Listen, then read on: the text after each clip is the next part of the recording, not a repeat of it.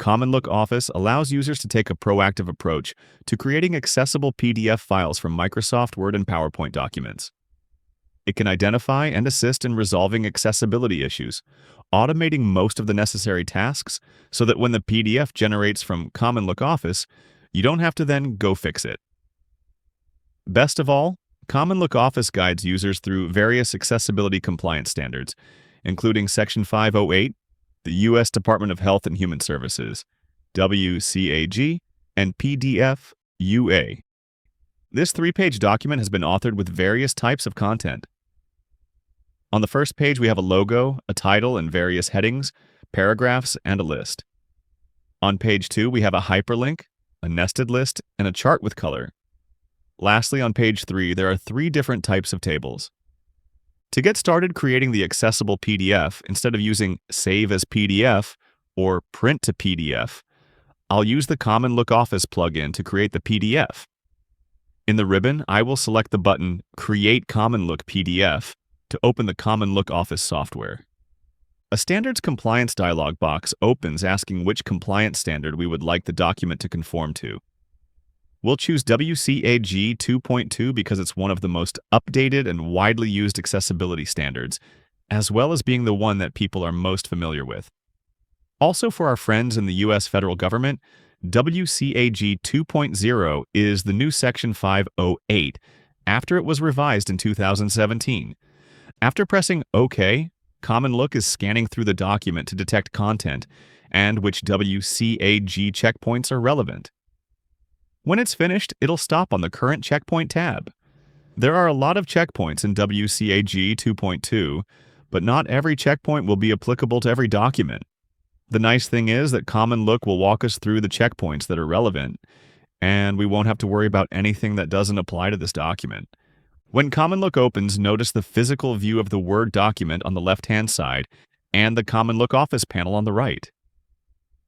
The CommonLook Office panel can be resized by putting the mouse on the left margin, and when the resize arrows appear, press down on the mouse to move the panel to the width of your choosing.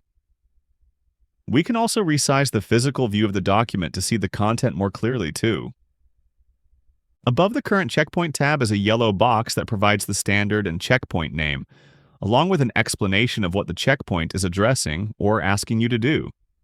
For example, this first checkpoint is for images and non-text content. In the yellow box with the instructions, it's asking us to make sure that graphics have the alternative text that they need. After this description, there's a More link. This link is present on every checkpoint and provides more information about why this checkpoint is important, various options, and suggestions that are available for handling it. In the Current Checkpoint tab, CommonLook lists 2 images. One has alternative text that was auto-generated by Word, and the other doesn't have alternative text at all. With the first one selected, CommonLook is showing, in the physical view of the Word document, that it's the Allyant logo. In the textual description field, the current existing text needs to be replaced with the Allyant logo. Notice above the textual description field, there is an OCR button that can be applied in some situations where you would need to apply text recognition. Below the textual description field, there's a field for actual text. This can be used if the graphic was a picture of text, like a drop cap, for example. Below the actual text field, there's a checkbox to check if the image was of a formula.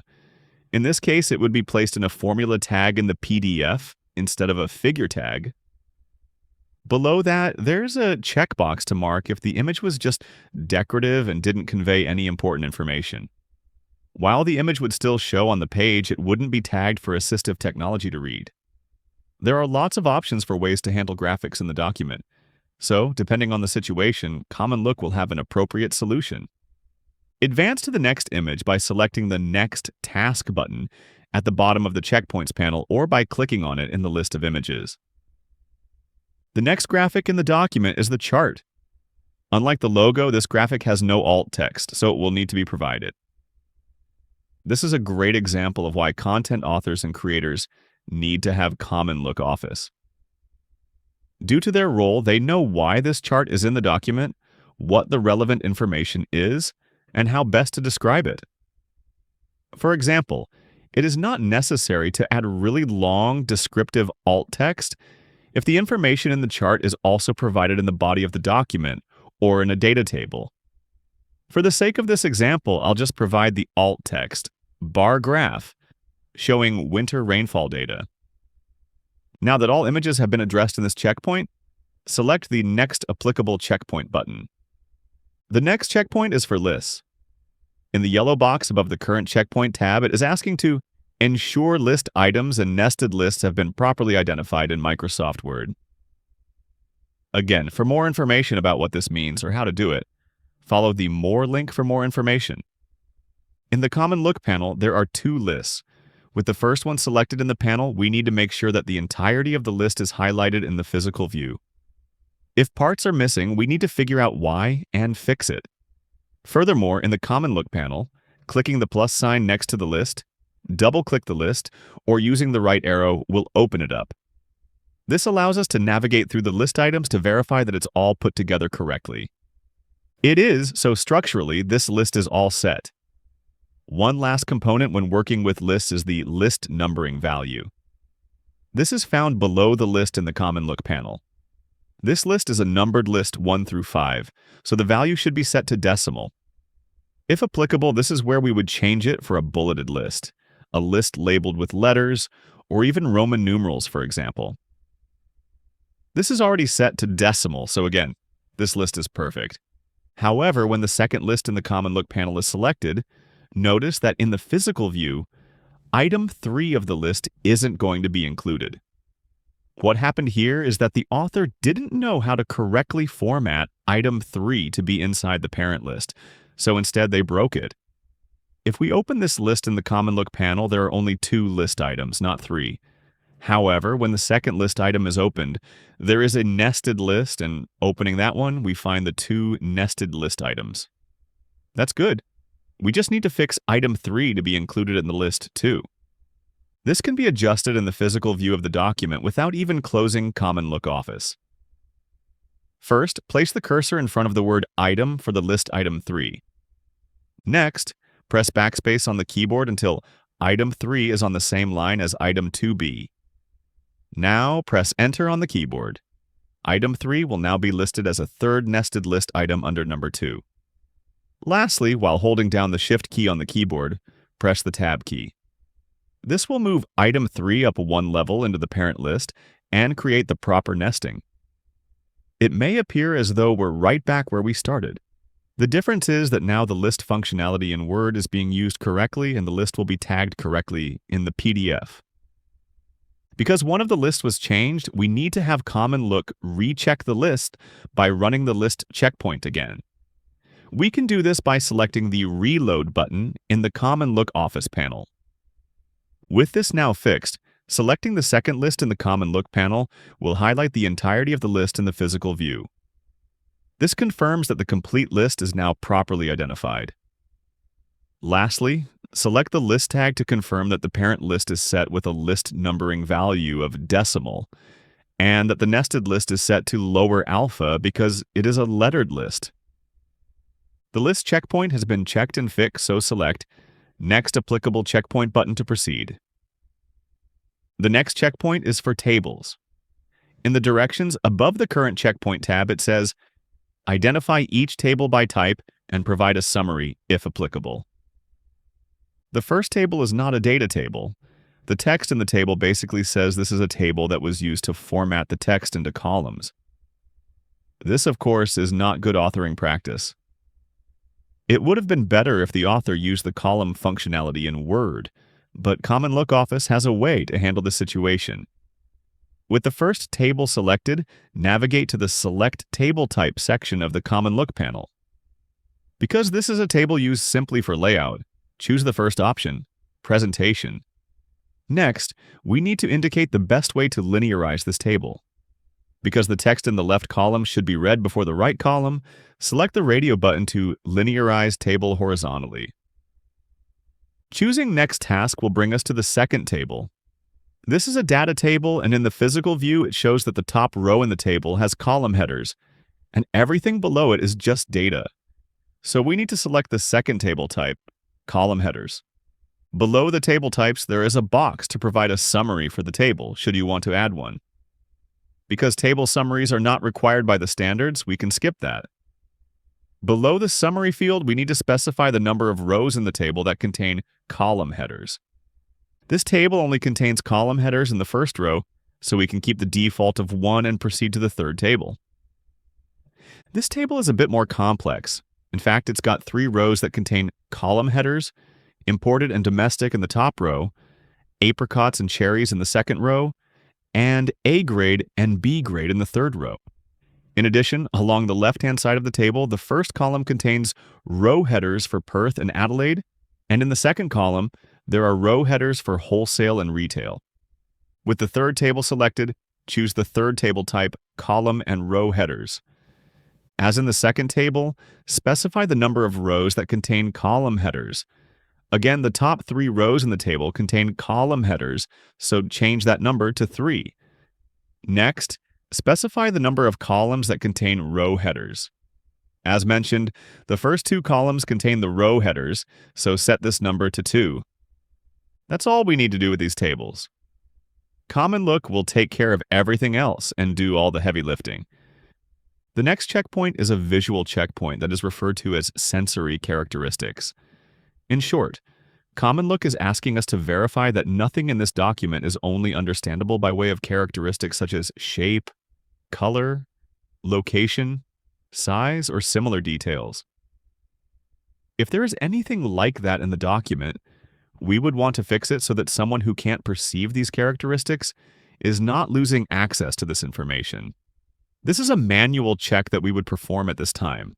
Because we checked out the document and found nothing like this, we can continue on to the next checkpoint. CommonLook Office has detected color on each page of the document. In the yellow box at the top, this checkpoint is asking us to verify that color is not the only way information is being conveyed. Pages 1 and 2 are listed because of the graphics and the blue link text. Page 3 is kind of an interesting situation, which we'll get to in a second. While on page 1 in the CommonLook panel, use the Show Filter button to bring out a filter that takes the color away. As we drag the filter over the Allyant logo on the page, we want to see if any information is lost when the color is removed. When the color goes away from the Allyant logo, we can still read what it is. Not only is this not an issue, but it also has alternative text, so someone using a screen reader will get the information that way. The same goes for the chart on page 2. Also on page 2, hovering the filter over the blue text of the hyperlink, we can still see that the text stands out due to it also being underlined. Because of this, color is not the only way to know if there is a link. Lastly, page 3 is also flagged in this checkpoint because in the tables, the normal font was changed to bold for the column and row headers. When the style is changed like this, CommonLook wants me to verify that the font change isn't the only way that information is being conveyed. While it is being used for the headers in the tables, we just made our way through the tables checkpoint, so we know we're going to be okay. Select Next Applicable Checkpoint to move on. This next checkpoint is asking us to verify that the contrast requirements of the images in the document are being met. In short, both the Allyant purple that we use in our logo and all the borders of the bars in the bar graph meet the needed contrast ratio against the white background, so we can move on. This next checkpoint is for the metadata of the document. CommonLook wants us to verify or provide metadata as needed. Here, the title is in the title field, so we can just make sure that it's correct, and also that the author, Allyant, is correct.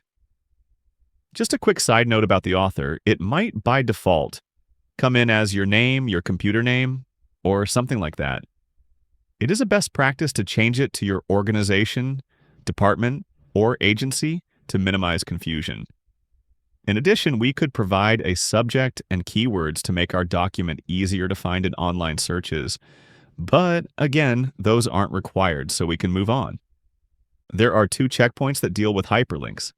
This first one lists the links in the document, and in the instructions above the current checkpoint tab, we're being asked to verify that the link has the appropriate alternative text. Links, like images that convey information, need to have alt text. CommonLook is going to take the text that's been hyperlinked and use that as the alt text.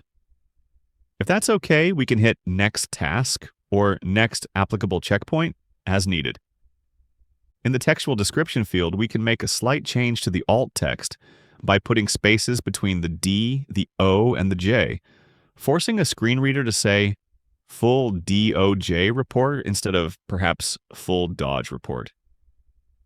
This next checkpoint for the link is asking to verify that the hyperlinked text is sufficiently descriptive. We should be able to read just the hyperlinked text and know where it's going to take us if we select it. This would need attention if we were hyperlinking something like go or click here. In this case, we're good, because it's very clear what the link will do if we navigate to it. When we hit Next Applicable Checkpoint, there is a dialog box saying that things have changed in the document since CommonLook verified it, and it's asking if you want to rerun the verification. Pressing Yes will repeat all of the verification steps we just went through. We don't need to recheck things, so we'll choose No, and now a Save As dialog box opens. By default, CommonLook is going to save the PDF in the same location where the Word document is, and it's going to give it the same file name. And of course, it's going to save it as an accessible PDF. After hitting Save, CommonLook is going through the steps to generate and tag the PDF. When it's done, it'll ask me if I want to generate an accessibility report, and then if I want to open the PDF. We'll select Yes to both. The report will be saved as an accessible HTML file, so we don't have to worry about remediating that. At the top of the verification report, the name of the file, the length, and the date the document was verified is listed. Next, we'll see the standard we chose to verify the file, in this case, WCAG 2.2, and each checkpoint of the standard listed with the result status. Scrolling through the report, there are 3 different status types. The checkpoints that we manually worked with will have a status of passed by and your name. This is for accountability. Checkpoints that were not applicable to the document will be identified as not applicable. And lastly, checkpoints that were applicable but CommonLook could verify them automatically are marked as passed. Next, we'll check the PDF. Opening the Tags panel reveals the tags tree with a document tag. When we open the document tag, the first thing we find is a figure tag holding the Allyant logo. Opening the Properties panel of this tag reveals the alternative text has been populated with the Allyant logo. Moving down the tags tree, we see that the proper tags have been used for the title of the document, subheadings, and paragraphs. Opening the List tag, there are 5 LI or list item tags inside, and the corresponding content highlights on the page. Opening each LI tag shows a LBL or label tag holding the bullet, and an L body tag holding the text portion of the list. This list is tagged perfectly. As we continue down the tags, there are 2 P or paragraph tags, and then a heading 3 for result is limited compliance with regulations on many websites. After the heading 3, there is a paragraph containing a hyperlink. Opening the corresponding P tag shows a link tag. Opening the link tag shows the text for the link and the object reference. This link is properly tagged with the text and the annotation, the OBJR. Furthermore, opening the Properties menu displays the alternative text added by CommonLook Office. Next, checking the list tag with the nested list shows there are 3 LI or list item tags for the parent list items. When we get to the second LI tag, opening the L body tag reveals another list tag. The list tag in this L body is for the nested list. Opening this nested list tag too shows the nested list assembled correctly. Selecting the next H3 tag, we see the heading 3 for Presentation Table highlighted in the physical view. Under this heading is the table we linearized in CommonLook Office. The next 2 P tags shows that in the physical view of the PDF, the first P tag is for the text in the left column, and the second P tag is for the text on the right. This is exactly how it should be tagged. Even though it was put in as a table in Word, now someone using a screen reader won't be told there's a table where there really isn't supposed to be one. Moving on to the first table tag in the tags tree, when it opens there are 5 TR or table row tags inside, corresponding to each row of the table. When the first TR is opened, we see TH or table header tags inside, one for each of the column headers. Opening the rest of the TR tags in this table reveals the remaining 4 rows contain TD or table data tags for the data cells in the table. The final table tag in the tags tree can be checked in the same way. The first 3 TR tags have table header cells inside, corresponding to the column headers in the table. The 4th TR tag is the row that contains Perth and wholesale in it. And then the rest of the tags in this table row are TD tags for the rest of the data cells going across that row. We can also visualize the table headers and data cells better and see how data is connected to headers in the table by first opening the table editor and then selecting a data cell to open the properties. In the Table Cell Properties dialog box, notice the cell has its own ID number, and the associated header cell IDs it is linked to are listed. This ensures that the data is connected to its headers and will be communicated correctly by assistive technology. We hope you have found this CommonLook Office demo enjoyable and informative. For more information, please reach out to sales@allyant.com.